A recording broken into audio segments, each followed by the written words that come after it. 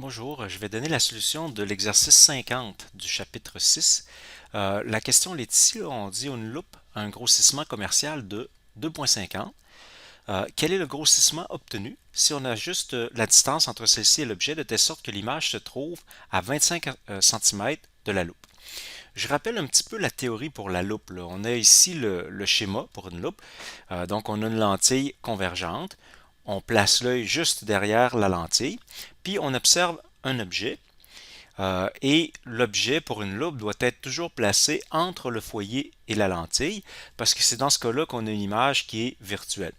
Donc, on a une image qui est virtuelle, qui est représentée ici. Maintenant, le grossissement, G, qui est différent du grandissement. Alors, le grandissement, c'est simplement la taille de l'image sur la taille de l'objet, mais le grossissement, c'est le rapport des angles. Donc, l'angle bêta, c'est l'angle sous-tendu par l'image. Alors, sur la loupe ici, là, alors vous voyez que l'image sous-tend dans notre champ de vision un angle bêta, qui se trouve être la même que celui de l'objet. Alors, vous voyez, on a un triangle dans le fond ici, là, semblable pour les deux. Alors, l'angle bêta, c'est le même aussi pour l'objet. Mais l'angle alpha, lui, qu'est-ce que c'est? Ben, c'est l'angle qu'aurait l'objet si on l'observait à l'œil nu, donc sans la loupe. Alors l'objet, on peut l'observer à n'importe quelle distance, mais en fait, si on veut l'avoir le plus gros possible, parce que normalement quand on utilise une loupe, on veut voir les objets le plus gros possible. Donc pour l'objet, si on l'observe à l'œil nu, le mieux qu'on peut le voir, c'est en l'approchant le plus possible. Mais par contre, on est limité, c'est que notre œil ne peut pas accommoder pour des distances trop près. Donc, évidemment, la distance la plus près où on peut voir nettement l'objet, ça varie d'un individu à l'autre. Alors, ce qu'on fait habituellement, par convention, on prend 25 cm. Donc, on suppose qu'on est capable d'accommoder, de bien voir l'objet à 25 cm. Et ce qu'on prend pour l'angle alpha, c'est justement l'angle qu'aurait l'objet à 25 cm. Alors, l'angle alpha, on va dire qu'il va être égal à YO, la taille de l'objet, sur 25 cm. Alors évidemment, c'est plutôt la tangente qui serait égale à ça. Mais on suppose des petits angles. Donc à ce moment-là, la tangente et l'angle lui-même, tant que l'angle est en radian, c'est la même chose. Et donc ça va être égal à YO sur 25. Alors ça, c'est notre alpha.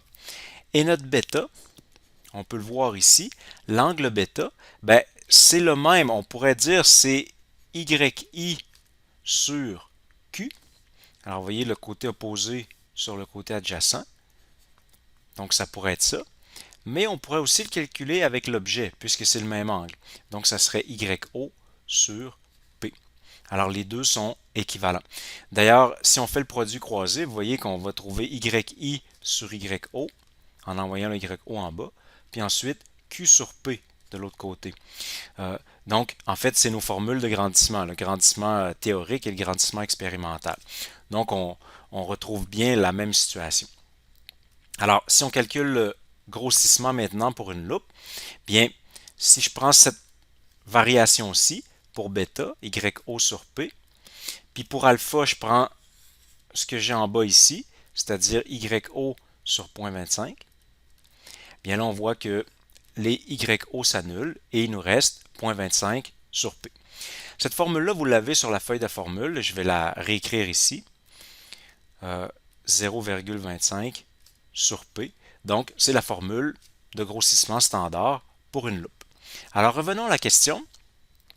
On a dit qu'on a un grossissement commercial de 2,50. Qu'est-ce que c'est que le grossissement commercial? C'est le grossissement que la loupe aurait lorsque l'image finale se trouve à l'infini. C'est-à-dire si l'objet est sur le foyer, parce que pour avoir une image à l'infini, il faut que l'objet soit sur le foyer. Alors ça veut dire que le grossissement commercial, on l'obtient ici lorsque P est égal à F. Alors si le grossissement commercial est égal à 2,50, alors vous voyez cet indice-là nous permet de calculer quel serait le foyer de cette lentille-là. Alors le foyer, si je l'isole, ben, ça sera 0,25 sur 2,50. Ça donne 0,1 Exactement. Et ici, on est en mètres, là, parce que le 0,25, c'était 25 cm, mais c'était en mètres. Alors ici, 0,1 mètre, ou encore, si on préfère, on a 10 cm de distance focale pour cette loupe-là. Ça va nous permettre de répondre à la question, quel est le grossissement obtenu si on ajuste la distance entre celle-ci et l'objet, de telle sorte que l'image se trouve à 25 cm de la loupe? Alors là, ce qu'on va faire, c'est qu'on va appliquer l'équation des lentilles, parce que pour trouver le grossissement, ça nous prend, alors il est ici, ça nous prend la distance objet. Mais nous, ce qu'on a ici, c'est la distance image. On dit que l'image se trouve à 25 cm de la loupe. Alors, on va tout simplement appliquer l'équation des lentilles. 1 sur P plus 1 sur Q égale 1 sur F pour déterminer la valeur de P. Donc, à 25 cm, disons que je vais rester en mètres, là, alors 0,25. Il faut faire attention ici, c'est une image virtuelle. Alors, il ne faut pas oublier de mettre le signe moins. C'est très important. L'image est bien sûr à 25 cm, mais c'est une image virtuelle, donc il faut penser à mettre le signe moins. La lentille, donc, elle avait un foyer de 0,1 mètre. Donc, avec ça, on peut calculer la distance P. Ça donne 0,071 mètres ou 7,1 cm. Ça a du bon sens, c'est un peu moins que le foyer. L'objet doit être entre le foyer et la lentille, donc ça a du bon sens. Et pour ce qui est du grossissement, bien, on avait la formule tantôt, elle est encore encadrée ici, c'est 0,25 sur P. Alors, 0,25 sur 0,071. Alors, ça donne 3,5 comme grossissement. Alors, on a un meilleur grossissement que le grossissement commercial.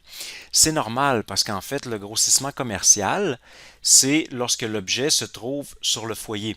Mais on voit ici sur l'image de la lentille que, évidemment, plus on approche l'objet de notre œil, plus l'angle bêta va augmenter.